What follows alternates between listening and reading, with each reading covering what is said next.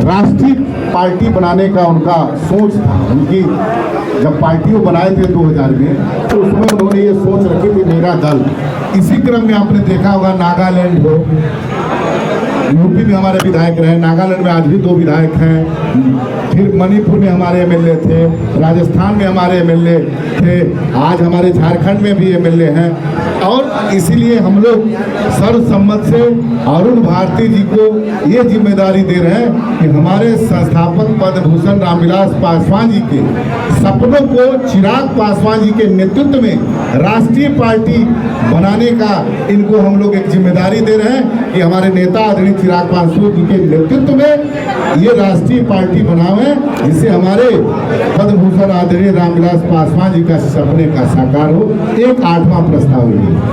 आज जो महागठबंधन India block का अपना एक बड़ी मीटिंग चल रही है तेजस्वी जी की, होनी चाहिए, क्योंकि जिस एनडीए गठबंधन लगातार जनता के बीच में बना हुआ है अपने कार्यक्रमों को लेकर के, जनसंपर्क के माध्यम से, अभी चिराग पासवान जी के शाहाबाद के कार्यक्रम के बाद अभी तुरंत सिवान में 20 तारीख को माननीय प्रधानमंत्री जी आ रहे हैं।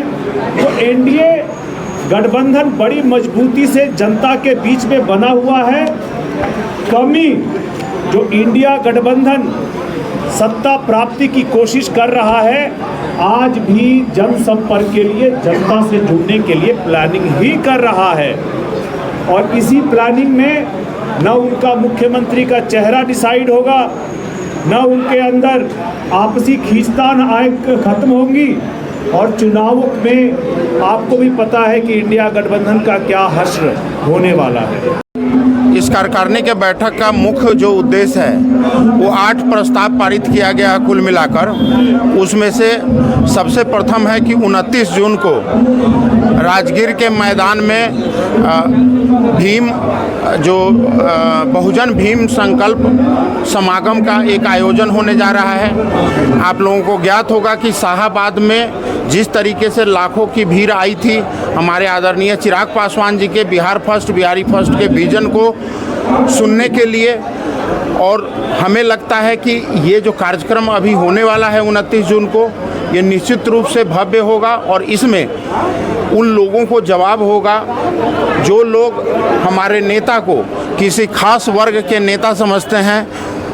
इस सभा के दौरान, ये सभा के माध्यम से ये पूरे देश को बताया जाएगा कि हमारे जो नेता हैं वो किसी वर्ग विशेष के नेता नहीं हैं, वो सर्वमान्य नेता हैं, वो सभी महिलाओं के नेता, सभी युवाओं का नेता हैं। वो महिला युवा की बात करते हैं और गरीब दलित पिछड़ों की बात करते हैं।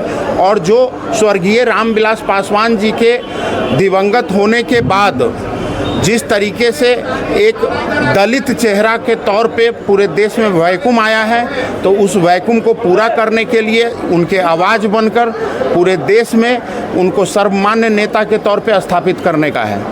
बिहार विधानसभा चुनाव में जिस तरीके से देखा जा रहा है कि चिराग पासवान जी को सीएम पोस्ट का मतलब ऐसे देखा जा रहा है, उनका चेहरा जो सीएम के चेहरे के रूप में देखा जा रहा है।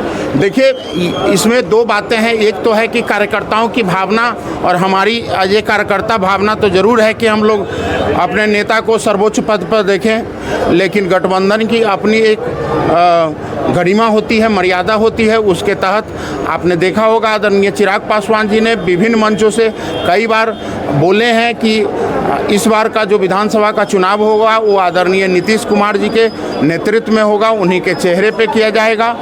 तो एनडीए का गठबंधन में रहकर हम लोग चुनाव लड़ेंगे, और निश्चित रूप से एक जिस तरीके से नीतीश कुमार जी का जो अनुभव है और हमारे नेता का जो विजन है और जो जोश है, उसका एक समागम का सरकार आपको देखने को मिलेगी।